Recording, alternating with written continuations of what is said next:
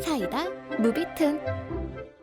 이건 순전히 내 성격이 열일해서 갑질 시어머니를 퇴치한 이야기이다.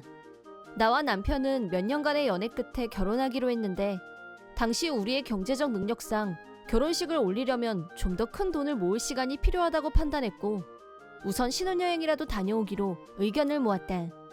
신혼여행지는 내가 줄곧 가보고 싶어 했던 홋카이도로 정했다. 그러자 남편이 신혼여행 말인데 우리 부모님도 같이 가고 싶다고 하는데 그건 좀 아니지. 상식적으로 여자라면 신혼여행에 시부모님이 따라온다고 하면 싫어하겠지만 나는 낙천적이고 특별히 따지는 게 없는 성격이라서 일반적으로 누구나 공감하는 문제인 고부간의 갈등에 대해서도 전혀 심각하게 고민해 본 적이 없었다. 가볍게 여긴 정도가 아니라 그럼 우리 엄마 아빠도 같이 가도 되지? 되고 말고. 이왕이면 다 같이 가자는 생각에 남편한테 제안했다. 남편도 동의했고 신혼여행이 대가족여행이 됐다. 그런데 남편은 이쪽 부모님이 같이 가니까 당연히 저쪽 부모님이 오는 것도 이해하려니 안일하게 생각했고 시부모님한테 친정 부모님도 간다는 말은 하지 않았다. 규모가 점점 커져서 우리 할머니도 가고 싶다고 해서 남편한테 말했더니 물론 동의했다. 그 결과 명목은 신혼여행인데 참가자가 우리 부부, 각각 부모님, 그리고 우리 할머니까지 대가족 단체 여행이 됐다. 지금 생각해보니 공항에 집합하고 나서야 이 사실을 알게 된 시부모님, 그 중에서도 특히 시어머니가 유독 얼굴빛이 안 좋았었는데 그때 나는 전혀 개의치 않았던 것 같다. 아마 친정 부모님이 뒤에서 딱 버티고 있으니 시어머니 노릇을 못하게 될 것 같아서 속이 쓰렸을 것이다. 그런 시어머니 속마음은 1도 모른 채 화기애애하게 신혼여행을 떠났다. 나는 남편한테 미리 나는 할머니 챙겨야 되니까 할머니랑 같이 다닐게. 자기는 어머님 아버님하고 같이 다녀?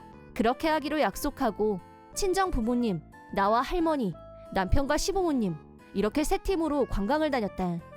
물론 숙소는 나와 남편, 친정 부모님과 할머니, 시부모님 이렇게 배정했기 때문에 부부간의 시간도 방해받지 않고 즐길 수 있었다. 신혼여행이긴 하지만 부모님 할머니도 홋카이도에 모시고 오길 잘한 것 같아. 이걸로 부모님께 효도도 한 것 같고.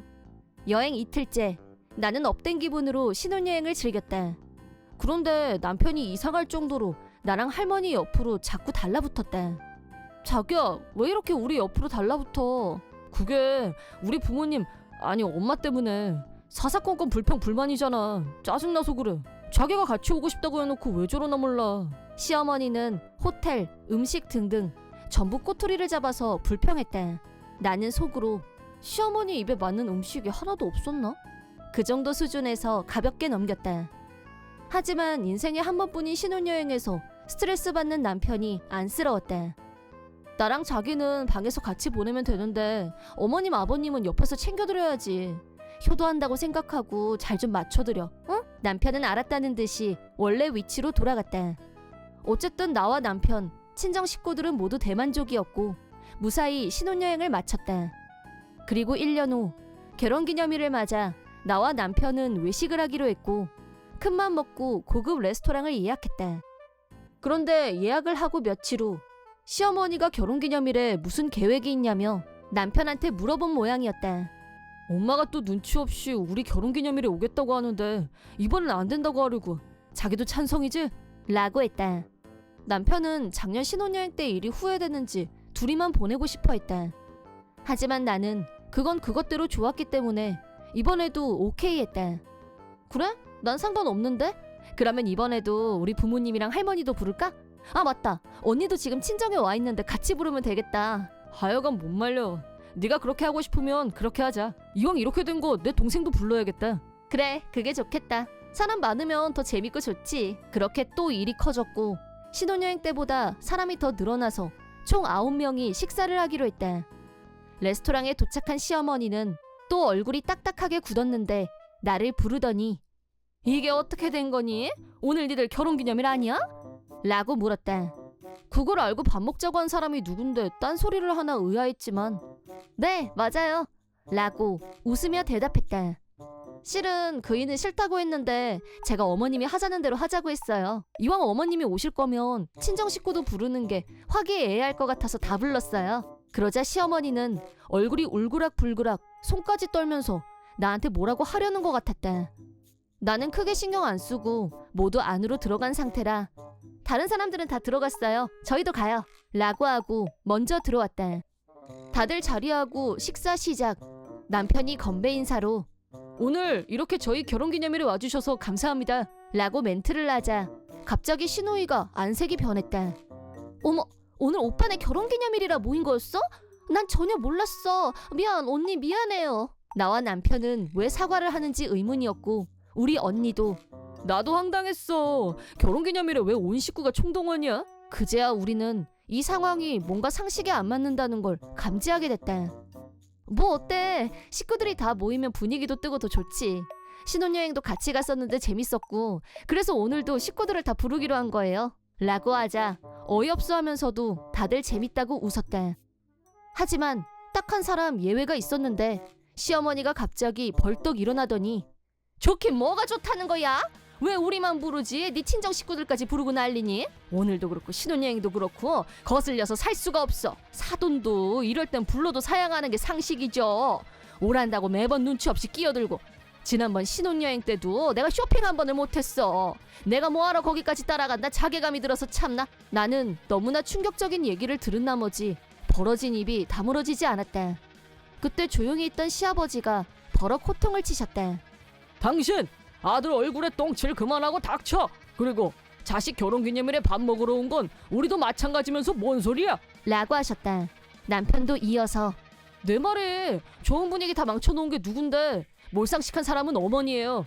됐고 당장 여기서 나가세요. 시아버지와 남편은 왜 나더러 나가라는 건데 라며 발버둥치는 시어머니를 레스토랑 밖으로 강제로 끌고 나갔다. 시어머니가 끌려 나가자 잠자코 지켜보던 엄마가 나한테 한마디 했다. 넌 지금까지 정말 아무것도 눈치 못 챘었니? 뭐를? 엄마 말로는 시어머니는 처음부터 나를 보는 눈이 곱지 않았다고 한다. 엄마는 시어머니와 첫 대면 때부터 그런 분위기를 감지했다고 했다. 나는 네가 시어머니 방패막이가 필요해서 우리를 신혼여행까지 대동한 줄로 알았지 뭐니? 너는 둔해서 좋겠다. 걱정거리도 없고. 뒤늦게 상황 파악이 된 나는 아무 대꾸도 못했다. 그러니까 나는 소 뒷걸음질로 시어머니의 습격을 철벽 차단한 건 물론 실체까지 완전히 발가벗긴 쾌거를 거둔 것이다. 둔감하고 4차원의 낙천 끝판왕의 성격이 이렇게 쓸모있을 줄이야. 그 후 우리는 비용 때문에 접어뒀던 결혼식을 올릴 돈이 모아졌고 지금은 청첩장을 준비 중이다. 한 가지 더 기쁜 소식은 내가 임신했다는 사실.